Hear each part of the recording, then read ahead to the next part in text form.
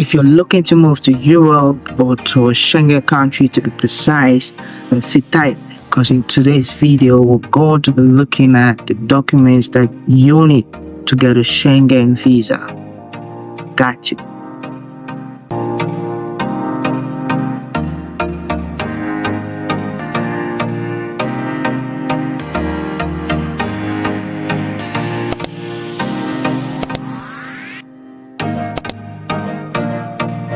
Right, so I know there's some people out there that still get a bit confused when they hear the word Schengen, the EU, European Union, all put together. I used to be confused years ago. So I'm going to break it down this way. There's the EU, the European Union, and there's some countries in the European Union that came together and formed a travel, a trade-free, and a borderless group called the Schengen area. And member states of the Schengen area can travel in between countries without the need of a visa, without border control. You get where I'm going. So before 2024, there used to be 27 countries that makes up the Schengen zone. But as of the 31st of March 2024, there was the partial inclusion of Romania and Bulgaria. They're looking to fully be part of the Schengen region by the end of this year, hopefully. But as of now, the land border, if you're traveling by the land border, you're still gonna get checked at the border. There's still going to be border control. But if you're going by air or you're going by sea borders, they have been eliminated. That means if you're in Romania or Bulgaria, as of now, you can just book your flight to Paris, Germany, like that. You just go, no visa, nothing.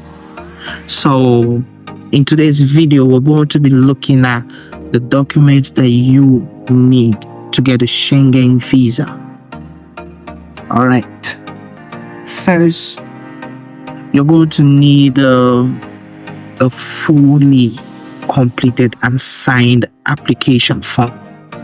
Very important. There's an application form which you're going to be putting in your information, your marital status.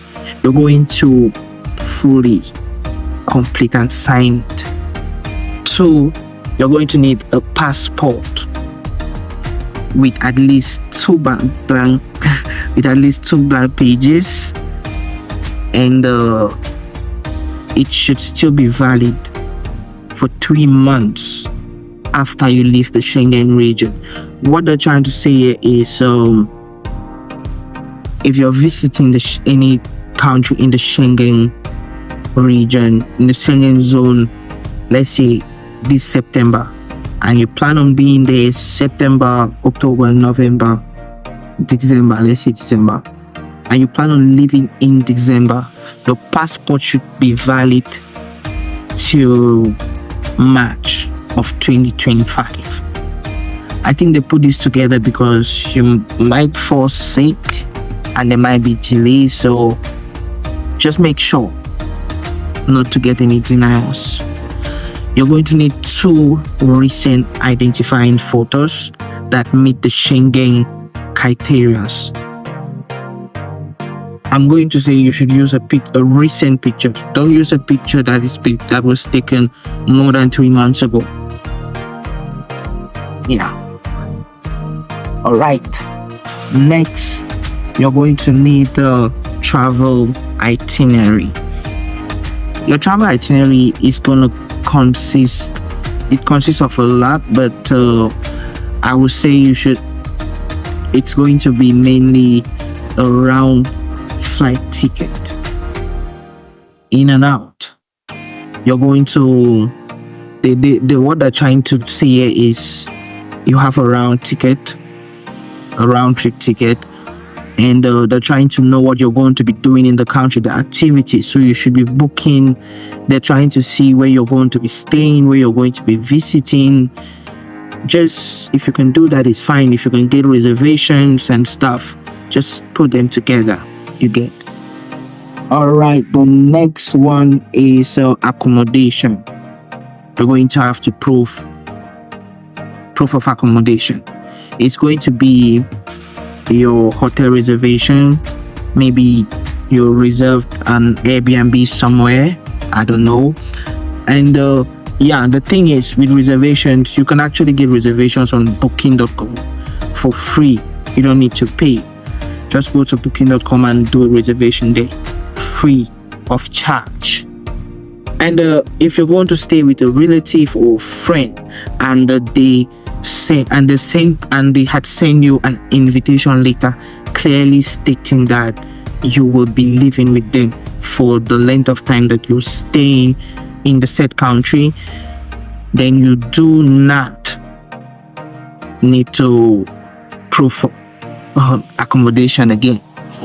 You get. So moving down. Okay, you need to submit proof of the visa fee. It will just basically be a receipt that you've paid the visa fee. You just need to prove it. And you need to look into the country that you plan on visiting, because the visa fee would normally vary for kids and adults. So go through it, do research. Next, proof of finances. This one is a very big deal, because what they're trying to see here is you can take care of yourself while you're in your country. They're not planning on they don't plan on you being a liability to them. So your bank statement is going to do. And this is what I'll normally say. Like, if someone plan on traveling, I'll normally advise them to get a bank account and start using it to do whatsoever. If you're buying, you use your bank account, because they're not looking to most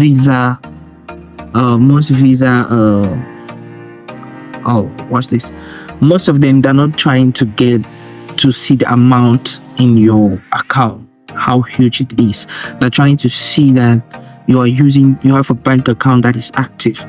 So if they're asking for a bank account of 3 months, they should see that you're paying the rent, there's inflow and outflow of cash in your account. Like the last time that I traveled, when I printed my bank statement, it was like 5 pages. It was more than 5 pages for 3 months.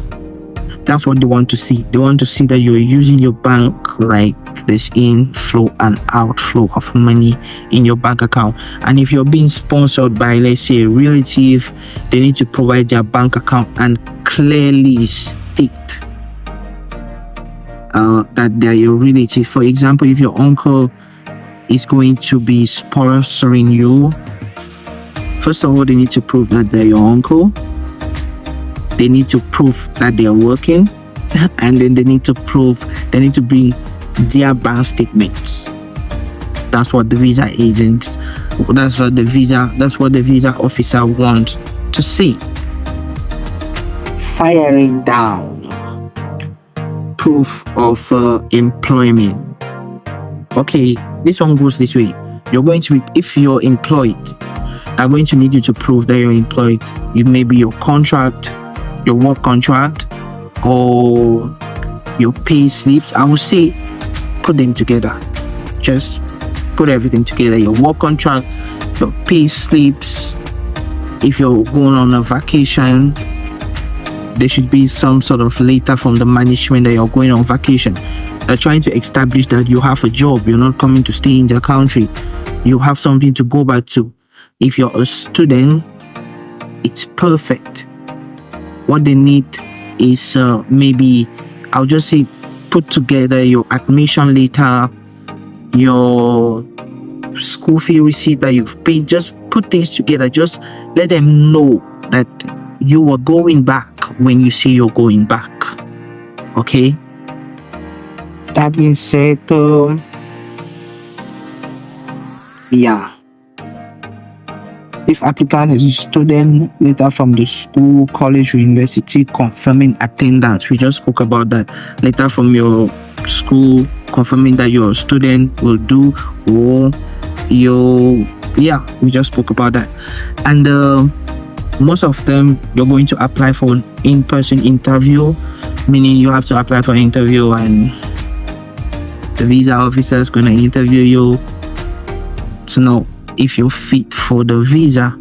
These are the general documents that you will need, but each country in the Schengen region are going to have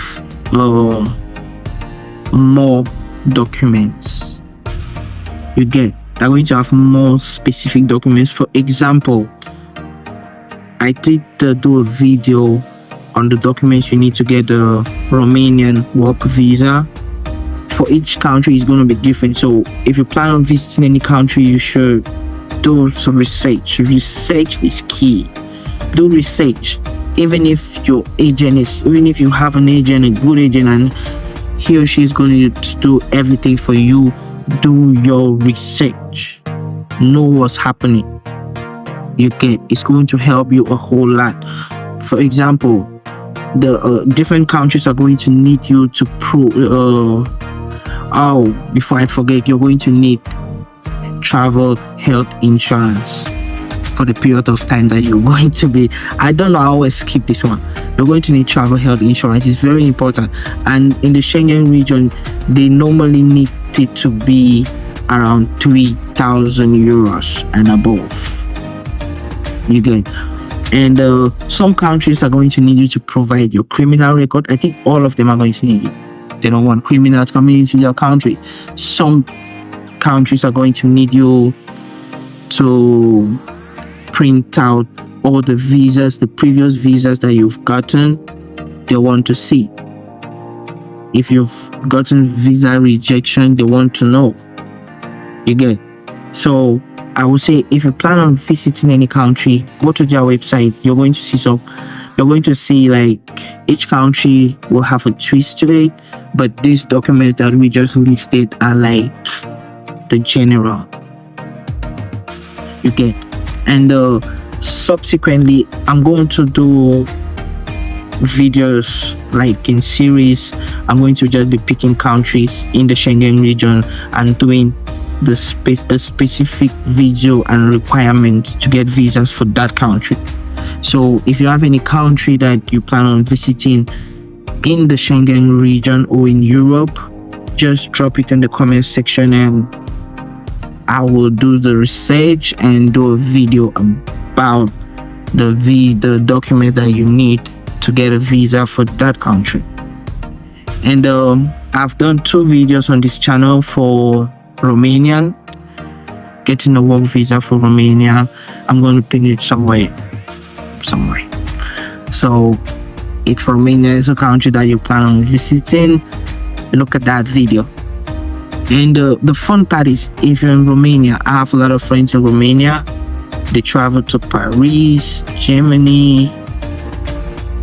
Easy peasy, you don't need a visa.